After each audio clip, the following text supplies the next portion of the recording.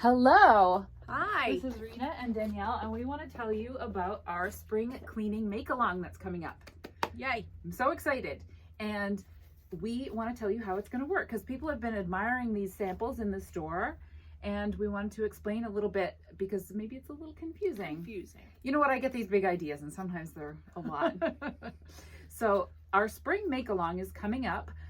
It's going to be kind of a whole afternoon of getting together, and the whole idea is that it's a bit of a spring cleaning scrap buster. So you get to use up your scraps and hang out with other people and throw a bit of new yarn or fabric into the mix and have a little scrap party.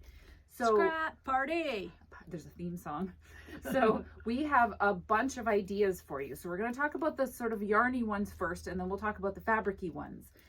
Rena and I each knit a sweater, and Tess crocheted a sweater, and all of them are made in a similar way where we use some of our scraps and then we used a whole new yarn from the store to carry them through and give them some consistency. So since I'm feeling this lady out, let's talk about her. So Tess had a bunch of beautiful scraps, and she has a pattern in mind, which I'm forgetting the name of. I forget the name of it too, because I'm a terrible person. But there's a sweater pattern for this, and Tess used Remix, and she held it together with yarn from her stash and because she had lots of cottons and things. So she held them together with cottons. Now this is a nice sturdy sweater, like nice and heavy and warm. It's going to be good to wear today because it's still chilly out, and then you're not going to wear it again until September, but that's okay. It's going to take you a minute to finish it. So that is the crochet version, and then we have the knit version, and ours is we both made the stay pull. It's the stay pull, S-T-A-Y, another word P-U-L-L, but it sounds like staple when you say it. I was like, had an aha moment, right? Like, oh, it's a staple, because you're going to want to wear it all the time. You are. And so this is another, it's chunky weight, so we did them on like size 10 and a half needles. And I used a bunch of fingering weight scraps because that's what I had a lot of at my house because I used to knit a lot of socks. And I held them all together with the Ultra Alpaca in the purple. And I held 2 strands of fingering weight yarn together with 1 strand of this. And I got this nice, another heavy sweater. And you can see, I even kind of color blocked it and I color faded it.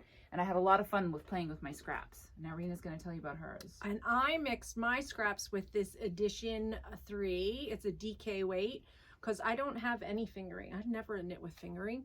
So most of my scraps were either DK or worsted. So this was my carry along because it kind of, you know, has so many different colors. And most of my colors were brights like this. And I carried mine along. So it might have been like 1 worsted in this or 2. Sometimes it was a light worsted, so I would do 2. And I think I went up to an 11 on mine. Okay. Because it was too tight when I first started. Yeah. And you can see we both did our necklines a little different. This is the neckline in the pattern, and I just didn't tuck mine under. And mine's like a little fold over neckline, and so you get a bit of a double thing. And we have a person coming in. Hi there. We're just doing a little video. Do you want to be on TV? No. Okay, she's gonna walk on by. We'll be right with you. And so we just put, you know, the idea on the day is you would bring a bunch of scraps from your house, and whatever you have, if you have lots of fingering weight like I did, or lots of worsted like Rena, if you have lots of cottons, or if you have lots of wools, and that's kind of how you would pick your base yarn.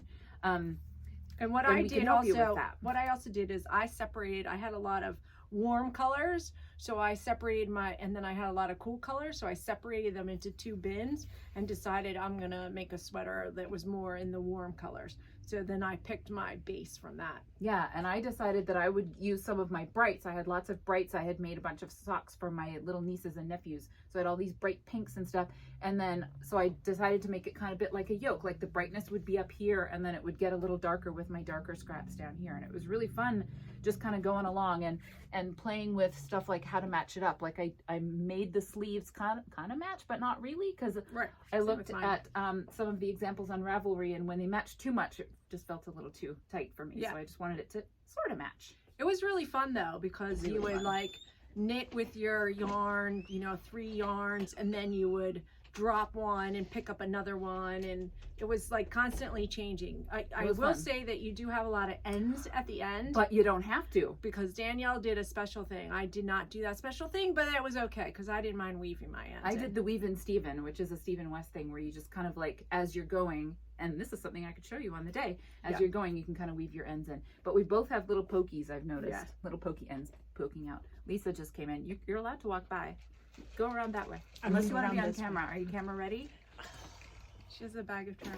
She has a bag of trash. So maybe not. So that is the knitting thing. And these are all sweaters. We also have a couple of ideas for a scarf project, and there's a baby version of this sweater. So if you didn't want to get into a whole sweater version, that would be fine. You could do a kid. That would be cute. Right, it'd be such a cute kid one. And you could, it would be a fun little chunky sweater.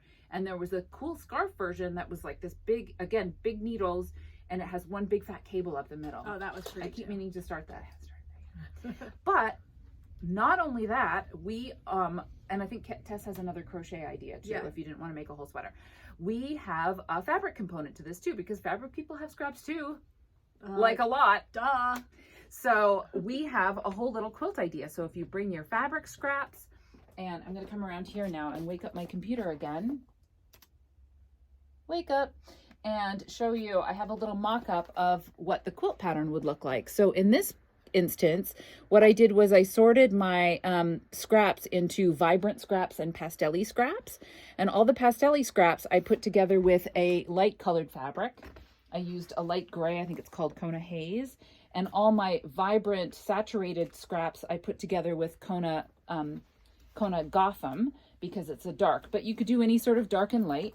And then I made these little blocks with 2-inch squares. So I cut all my scraps into 2-inch squares.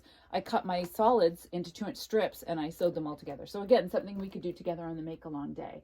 Yeah. And there's lots of things you could do once you get there. You could just keep those as light and dark squares and make a checkerboard of those, or you could cut them up and keep cutting them up. Quilters love to cut stuff up. Keep cutting them up and make them into little blocks. So we have lots of ideas for you there too. So it is coming up. You can get the details on our website. Right now we have it set for May 6th. If we don't get a couple more people, we might have to change the date because we only have a couple people signed up right now. But hopefully, hearing it today, you're going to be very excited and you're going to want to sign up. It's really fun. It's going to be really fun. And think about it too. Like if you bring your scraps and I bring my scraps and Lisa brings her scraps and Marlene brings her scraps, there's going to be a lot of scraps to choose from, and we can do some really fun stuff. Yeah, we could switch. So it's a great way to clean out some of that stuff that's maybe weighing you down in your craft room and get a few new things and revitalize it and make something fun.